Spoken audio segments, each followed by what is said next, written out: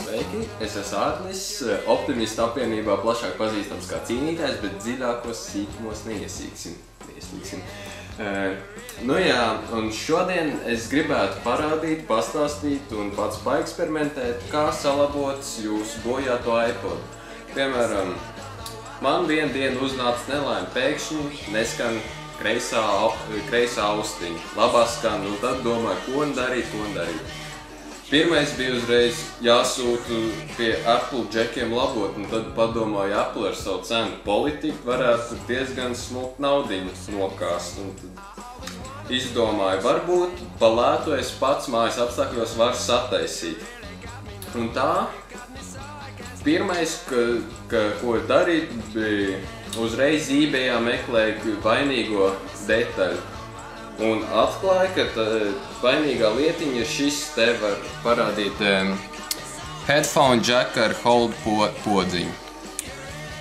eBayā personīgi cenas svārstās no 2 mārciņām līdz 10 mārciņām. Šis ir 5 mārciņu rezerves detaļa. Un tad mēģināsim nomainīt. Vispirms, kā iekļūt pašā iPodā.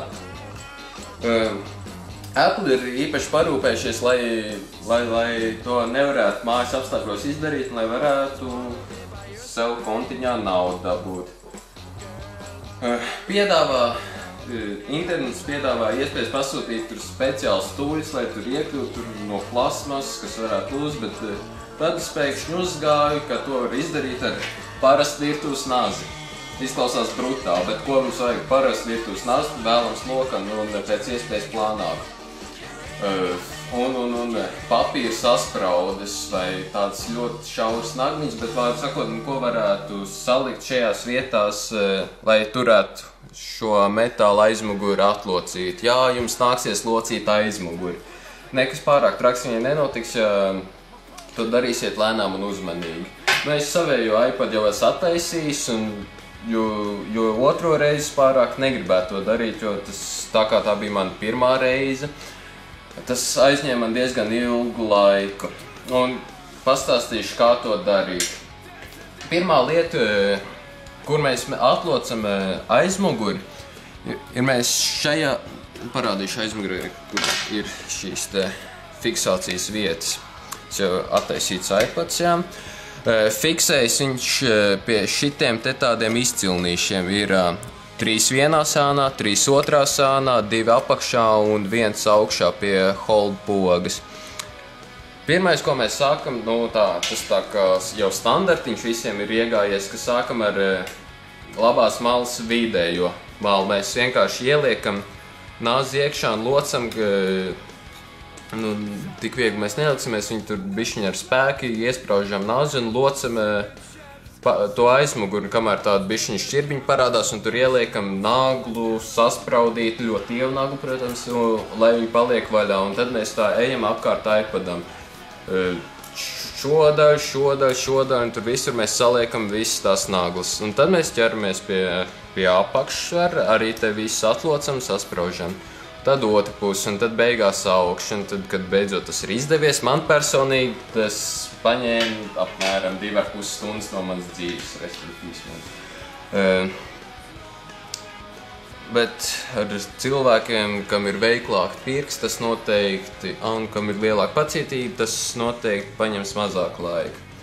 Un kad ir atlikuši šie aizmuguri vaļā, jābūt ļoti uzmanīgiem, jo pie aizmuguras vāciņa jau ir pielīmēta baterija un šīs te pogas, un ja strauji nost, varam vienkārši sabojāt baterijas vadus, ko mēs negribam sabojāt. Tāpēc mēs pirms rūpīgi lēnām pavirzam šādi te nost vāciņu, tā lai pēc iespējas mazāk vadu izkustināt. Un šeit mēs redzam ir baterijas vads, ko mēs varam izņemt, piepaceļot. Šeit ir tāda maziņa plasmasas detaļa un tāda maza skrūvgrieza. Mēs to visu piepaceļam uz augšu, tad viss iznāk ārā. Nav gluži aizrāva, bet kad piepacelts, mēs varam izraut bateriju.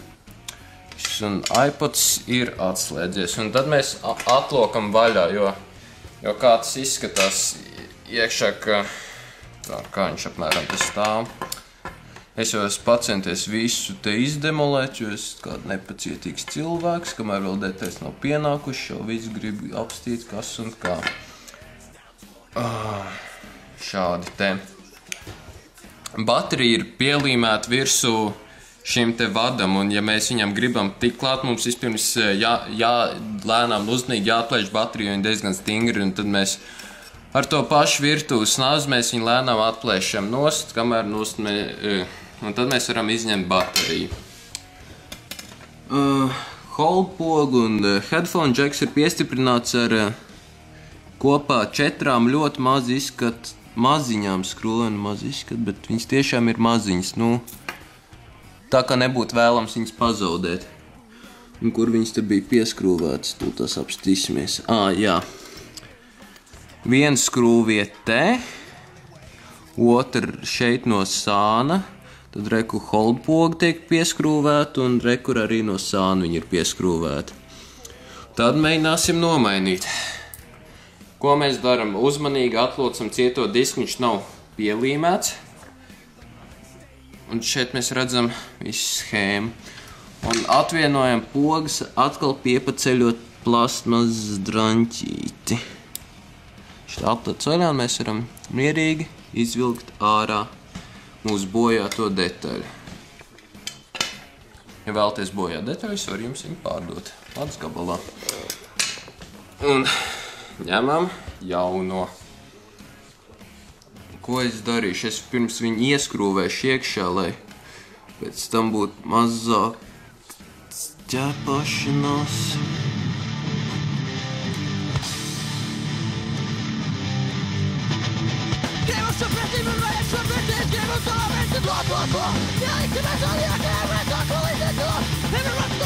Un skrūves ir ieskrūvētas un redzam, viss šeit skaisti turās klāt, holdpogu viss iet, diezgan smuka.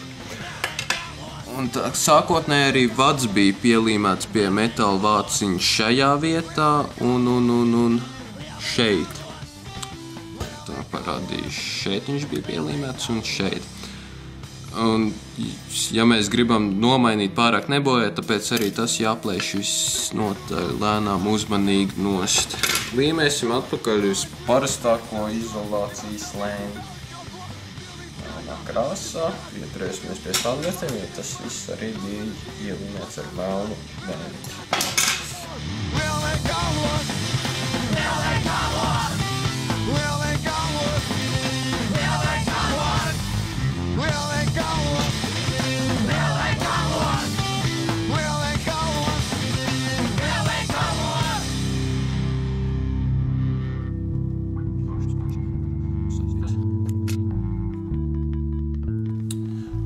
Varam mēģināt likt kopā iPadu. Vispirms mēs piespraužam atpakaļ headphone jack un holdpogu, jo vieta, kur piesprauši, paslēpta zem cietā diska.